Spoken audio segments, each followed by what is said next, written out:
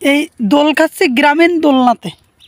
মানে আমাদের এই গ্রামের দিকে বেশিরভাগ এই নেট দিয়ে তৈরি করা এই দোলনা।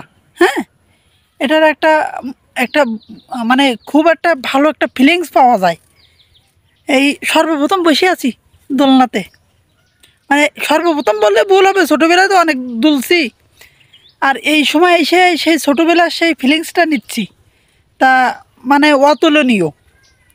তা মনে মনে ভাবতেছি যে ছোটোবেলার যে জীবনটা আমরা পার করে এসেছি, আর বর্তমান এই জীবনটা আসলে এরকম নেই।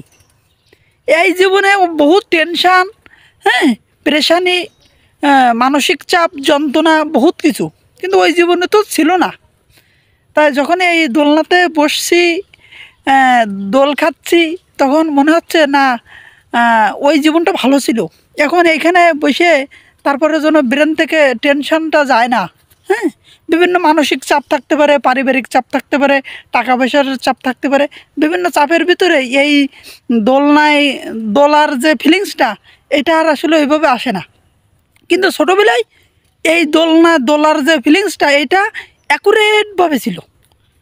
এখন মানসিক দিক থেকে শান্তি পাওয়ার জন্য যদি হালকা একটু দুলি, তারপরেও ব্রেনে একটু পারিবারিক চাপ থাকতে পারে, অন্য বিভিন্ন চাপ থাকতে পারে। কিন্তু ছোটোবেলায় তো আর কোনো চাপ ছিল না, খুশি মনে শুধু দুলতাম। তাই চিন্তা করি যে ছোটোবেলায় ভাবতাম যে বড় হবে কব, আর এখন বড় হওয়ার পরে ছোটোবেলাটা মিস করি। আসলে কি বলবো, ছোটোবেলায় সেই জীবন আর এই জীবন কখনো এক হতে পারে না। তো যাই হোক, এই গ্রামীণ দোলনা থেকে সবাইকে শুভেচ্ছা, অভিনন্দন। সবাই দোয়া করবেন, সবাই ভালো থাকবেন, সুস্থ থাকবেন। আসসালামু আলাইকুম।